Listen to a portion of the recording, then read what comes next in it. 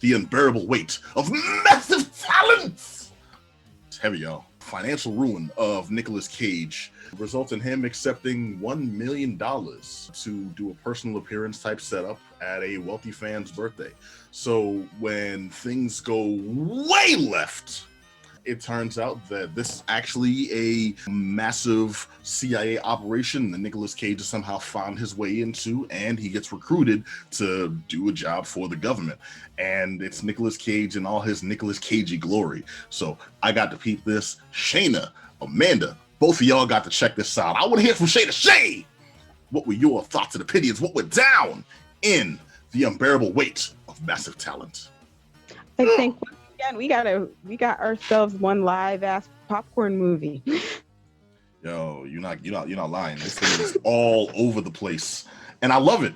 I thought it was gonna be Nicolas Cage doing like the most hokey Nicolas Cagey stuff, and I mean, I'm not gonna say it wasn't that, but he wasn't a cartoon in this. He was actually himself, and somehow that was still as Nicolas Cagey balls to the wall as you can imagine. Man, they're not in agreement, I see. Yes. Yeah. Yep. All right, so Shay, lay it down for us.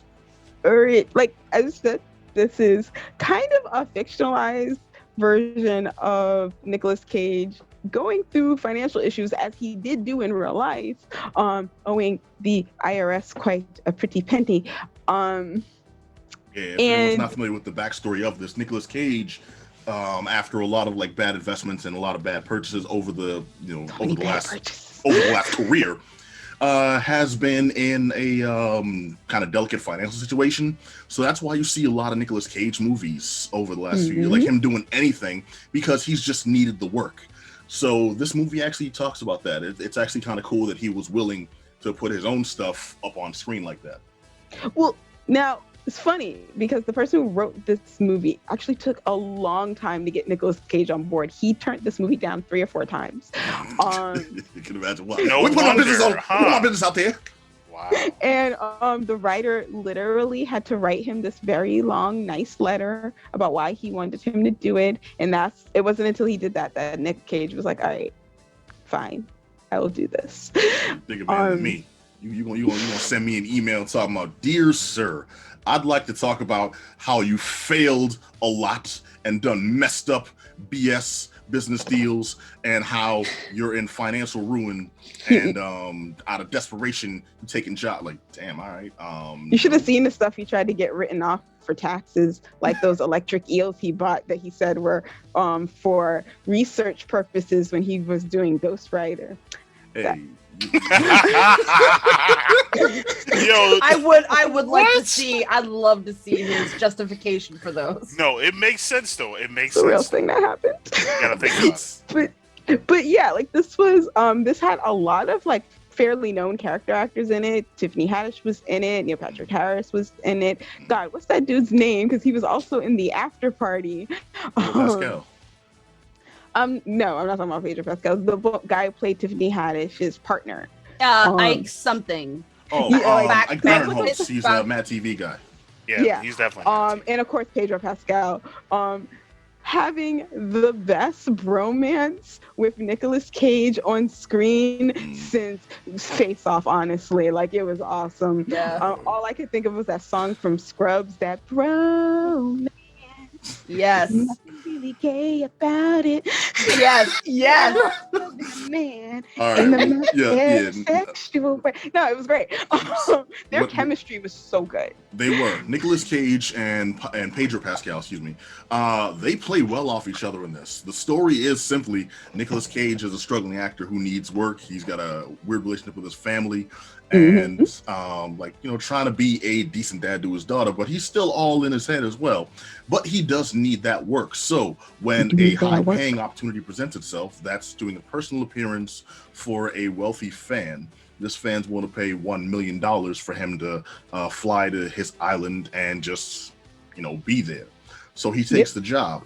It turns out that this fan is supposedly a cartel leader who's being investigated by the CIA. So the CIA sees Nicolas Cage is there and realizes this dude would have access to stuff we don't. So let's recruit him to collect information on this dude and find out what's going down with like these kidnapped diplomats' children, find out what's going on with the operation. Just, do that intel. So, Panda, you've been awfully quiet over there. What's good? I mean, I want to say this movie because I laughed the whole way through it. Like I felt uplifted the whole movie from beginning to end. And I mean, yes, this is Nick Cage, starring Nick Cage, featuring Nick Cage with a soundtrack written and developed and sang by Nick Cage. Like, making out with Nick Cage. Yes, so much. Yes. Was Nick Cage in this movie? I mean, Nick Cage is the movie. Surprisingly. What I loved is him playing the younger version of himself, Nicky Cage. And I love that you see that his mental stability is fractured. Because I mean, I think there's actually a higher level of nuance to this film that people are just not seeing because Nick Cage.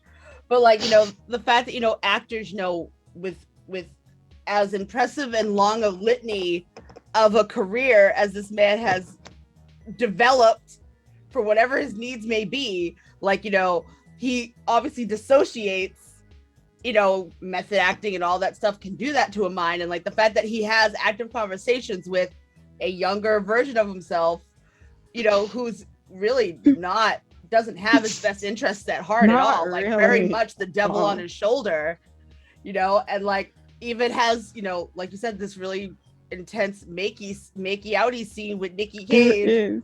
You tell them Nicky Cage kisses good. This man grabbed his own butt. like the tension of his own butt grab should be its own thesis paper somewhere out of college. But I liked it a lot. I really enjoyed this. The chemistry between him and Pedro, like, oh my god. I really wanted this movie just to be about them broing it out and like it actually not be like anything else than that. Like, and there's kind of this meta thing going on where like, he loves Nick Cage films. Nick Cage loves his films and just loves films all. So they're just broing out on films and cinema and German. Oh my god. And, and they're having the Paddington 2 scene though. And they're having vulnerable moments, and like, and then they take LSD and trip out because they decide they're gonna make a movie, and like, like, and they're just having this moment, and they're living out these acting fantasies. Because I mean, I'm a theater nerd. If you haven't noticed, and the fact that like at some point they're actually like role playing out in the world, like we're just gonna have this action sequence happen that we're just gonna live through, and we're just gonna do it, like. As a theater nerd, that's something I've always wanted to do and just never had the balls to do. So like, hey, why not? Like this feels like a giant, massive love letter by Nick Cage to Nick Cage. You know what? I get that sense, and everything you said was correct, except for I wouldn't want to do that in real life because one, the money that it must have taken to do all the stuff they did, it was cool and all, but I ain't got no kind of fun. I don't want to jump off a cliff. And Aston Martin recklessly on drugs through the narrowest ass streets of, I want to say Italy. They're in Croatia. Spain. I thought they were in Spain. In the movie, they insert European country here, and like. I can't imagine the damage that these cats did. It's like, okay, you're a better driver than me. You're right, I am. Goosh, goosh, goosh. I love goosh, all the goosh. Justifications. It's like, I think you should do it. But you did all of your stunts and Gone in 60 Seconds. He's like, you're right. I did. You're right. like every chance that like Pedro could get Nick Cage to do it so that he wouldn't have to. Like, let me suck up to this man and stroke this ego real quick because it will work. Oh yeah. Hey, you know what? I'm not gonna lie. Like, I've had like really strong friendships but these cats to the nth degree. I've never been in a situation where me and my homies are like, hey yo dude, nice shoes, yo I'm feeling your kicks too, word, let's trade. Like nah, it stops about a line before that. It's like I paid. Wait, you never really done that? Own, bro. Oh, so that's how you get I've done that with necklaces and t-shirts with my girlfriends. I've like right before club, it's like, I love that shirt on you. I don't do shoes. That's how you get athlete's foot. Yeah. That's why okay, that's why you wear socks. That's probably. I feel Right, like that's that's what I'm If they're strappy shoes, you can't wear socks. Well, that's why you get a pedicure luckily, before, I'm man. a guy, so I don't have to Clean worry your about those feet. type of shoes. Nicolas Cage did not get a pedicure for this movie, so Well, he should've. I don't think that's. But I would not put it past them to have a scene where he and Pascal are getting pedicures. The bromance was that deep. Just expanding on the friendship, just so they can have bonding time. Yeah. Well, the twist in this is I won't give away the movie twist, but a twist is that Pablo Pascal has his own machinations too, and his thing is, I've got my agenda to make sure that Nicolas Cage doesn't retire from acting. I want to show him how important an actor he is to his fans, and that's why I really brought him out here. This wasn't just to hang. This was for me to inspire my hero. And I'm like, where did all this where did this come from? What mind sat there and wrote this? And because I'm a big fan of certain actors, I'm not gonna go and write, okay, dear James McAvoy, I really think you should take more roles that tie into your prestige ability as a method actor because you are great and such. And I'm gonna send this off and have the audacity to expect a reply. And this man did it and got this film made, and it was great, in my opinion. I love that they pulled off this essentially the same ending as Austin Powers Goldfinger. Oh my god! Now that you say that, the Goldmember, like, it's the same ending, and I was like, you know what? You pulled it off. It's fine. It works. I'm not gonna lie. I noticed that scene, but I mean, okay, it's not. I don't think it's a spoiler to say like there's a gag in this where, as you mentioned, the Austin Power movies, they end with the characters watching a depiction of the movie that you just watched, but now it's starring Tom Cruise and stuff. Yeah. I was like, his daughter's really happy to see him. Is that what she looked like the whole time? Wait, Nicolas Cage's daughter? Wasn't his wife a blonde a minute ago? What was she? Well, she was wearing a wig, but yeah. Well, I mean, yeah, it's just like she certainly wasn't Demi Moore. It was Demi Moore. I'm just like, what happened here? They got me. I'm man enough to admit I was fooled for a minute. I was very confused. Is it just me, or like when it came to that point in the movie, I'm like, was this all just a weird, massive fever dream? Like, we're inside Nick Cage's mind, and he was just applying his family to these actors. Stopped happening when they took the LSD, and everything else was just like I totally thought this was all like a mind trip, and like he was like on set for a movie, and instead of the actors, it was actually like he was seeing his family. Like that's what I thought at first. I'm like, no. They wouldn't go there, but I could see them attempting to do that. That might have been too meta. This it would have been one layer too deep for Nicolas Cage. we don't need full Nick Cage Inception. I don't think we would ever climb our way back out. Now I'm just picturing Nick Cage in Inception. Yo, here's the thing. I do have one legit complaint about this, and ironically, it doesn't come from a like a film fan perspective, or even a complaint about this movie itself as a production. It's about this movie as a Nicolas Cage fan. They have the scenes where they do nostalgic references to his other films, which is cool, but they stuck to the most superficial ones. And I'm thinking, if it's a movie about Nicolas Cage himself and really like gushing on his work, they would have gone into like some of the most some of the obscure roles that you don't see. They talked about Con Air, they talked about Face Off, they talked about The Rock. There was nothing in here about like Deadfall. You know what I'm saying? There was nothing in here. What's the one with him in Las Vegas? He's drinking himself to death. No, these are hard roles that, it's like they hit here. And even go as far back as young ass Nicholas Coppola in what was that? Fast Times? I think that was supposed to be him from Wild at Heart. Which one? The Guns? Which one are you talking about? It was one of his really early movies. I had to look it up because I was like, yo, he hasn't had long blonde hair in a really long time. But okay, I mean, you point out like movies, but like they didn't do because everybody don't know those movies. Well, that's the thing though. It's just like you want to do a movie where they never reference, which is Moonstruck. I love that movie, but they didn't Well, that's the thing. It's reference like it. all of Like, these. No, doesn't Tiffany Haddish? Doesn't she say? Isn't he from Moonstruck? I think she says Oh, this did one she? sentence to Ike when they We'll were have to go first back like. and confirm It's this. like, I have to oh, go back and that's check now. because he's getting off the plane and it's like, who's that getting off the plane? And it's like, oh God, I don't want to admit this, but I think it might be the actor Nicolas Cage. And she's like, is he from Moonstruck? And like Ike doesn't say anything, so he doesn't pay off the joke.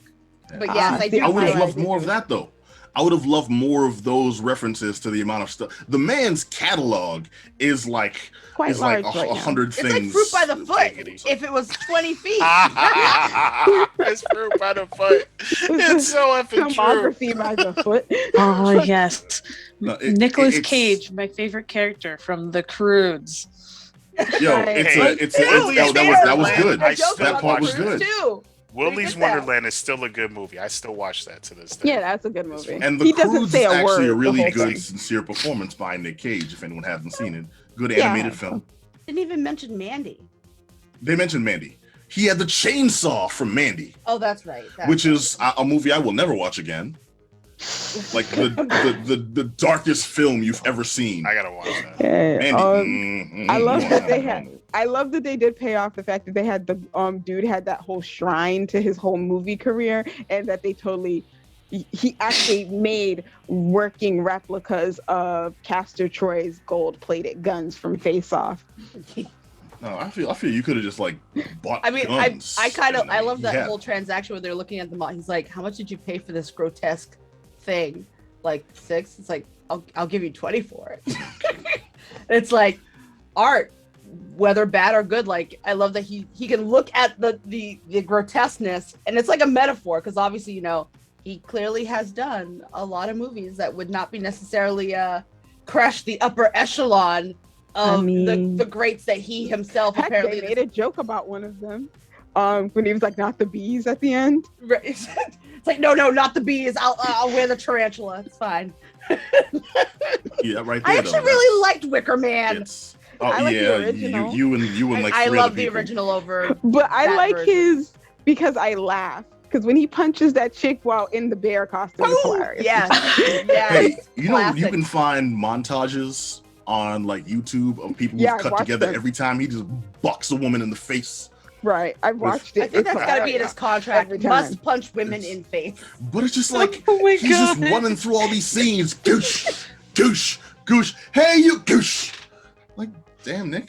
Not a thing to be known for in It's like this. No, it's a great Polar thing to opposite be of more Jason known Statham. for. It's hilarious.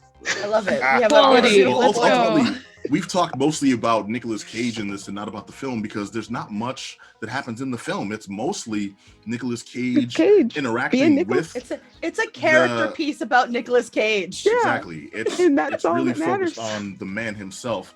And in this instance, the actor is playing himself, the character. So I mean, if you like Nick Cage, this is definitely a movie for you. If you don't like Nick Cage, this might at the very least like endear you to him. I didn't expect to like this. I thought it would be really like self-indulgent and kind of obnoxious. Things like that sometimes they are. I'm gonna do a one-man show about myself. Got it. And But to be I fair, actually, this I wasn't actually his thought this was idea. good. This wasn't his idea. You're right. Yeah. But it was done with sincerity. It was. This wasn't meant to make Nicolas Cage look like stupid or self-centered. No. This was just done to as like a fan to show no, this is actually a human dude who, even in these weird ass situations, being a weird ass guy, can come across as a sympathetic character. Yo, I'm giving this a thumbs up just because it's good. I would recommend this to folks, and not even speaking as a Nicolas Cage fan, from the most scrutinous like film reviewer point of view, this was the type of film that you want to recommend to people because it's a good popcorn film. You just have a good time. The premise is so absurd that you're not looking for this isn't winning any Oscars. They're not trying to. But They're it just could. trying to show Nicolas Cage as Nicolas Cage, but the Nicolas Cage that we all think we know in his day-to-day, and somehow that really works. So it's a thumbs up for me. Amanda? So yes, it's a resounding thumbs up for me. Like, this was definitely this left me feeling so great afterwards. I'm like, oh man, he's just a man with a mission to love another man. so deeply. To cover and there's nothing gay about it, even And though there was nothing right. It was just guy No, love it's just between masturbation. two guys just broing it out. loving Just it. guys Loving being each dudes. other. Guys being dudes and bros Yes. being chiefs. Yeah. All right. So Shayna. I give it a thumbs up. Like I love that this is essentially a movie mythologizing the character of Nicolas Cage, and you know what? That's fine. As someone who grew up watching and loving his movies, I'm like, that works for me. All right. The movie's called The Unbearable Weight of Massive Talent, starring Nicolas Cage, obviously. Also starring Pedro Pascal, starring Ike Barinholtz, Tiffany Haddish. They're in smaller roles, so I mean, I guess that's, featuring. But it's a good time. Apparently, we all enjoyed it. If anything we said makes you want to check it out, go for it. Highly recommended. But we are out of time, y'all. Reminding you, if you heard anything on this show you want to chime in on, hit us up at geekdownradio@gmail.com. And also, dude, while you're online, check out all our hijinks and shenanigans. You go to geek-down.com and you can see all our good stuff. And we got a whole network of shows for you. If you go to villains.wtf, you can see all of them. But not just us. Manda Panda, you do some stuff on the internets too. I do. You can find me at twitch.tv/blackandpat, where I play games and have feelings and stuff. Feeling all over. And Executioner, I believe you too get down with some internet hijinks. Yeah, man. The Chronicles of Gamers. Type us in at Google. Did you do it yet? You probably No. did it. All right, Do now, it. is that The Chronicles of Gamers or just Chronicles of Gamers? So it's THE. You gotta put the "the," and then you put Chronicles of Gamers. If not, then you end up looking for the Chronicles of Narnia, and you don't want to look for the Chronicles of Narnia because that was a horrible movie. You want to look for the Chronicles of Gamers. It's a lot better. I'm just gonna make a supercut of all your like non sequiturs. Oh. All right. That's so true. That's so should. nice. All right. To the And we'll- tune of Boys to Men. Oh yeah, Goodbye that's right. yesterday. So ladies and gentlemen, in that technicolor in between, this is my last broadcast. I will be signing off today. Might be back in future endeavors, but I am going through a new process and evolution within the stage of my development. And because of that, I must step away from the show. But just note that even though I may walk away from this thing and may not return, although I probably might, who knows, the stars are in alignment somewhere, and I have to speak to my astrologist who's on cocaine right now. But I might be back. See, the now whole all you point did was make it awkward if you like guest on an episode in the future. So now it's weird. Look, the All whole right. point is I want you guys to enjoy yourself, and the show will continue on. We have an amazing cast of people who can carry on the flame and the torch of my hatred and burning desire of just hating everything. All right. Thank you for that awkwardness. We'll be back with the Geek Down, the new class next time. Peace.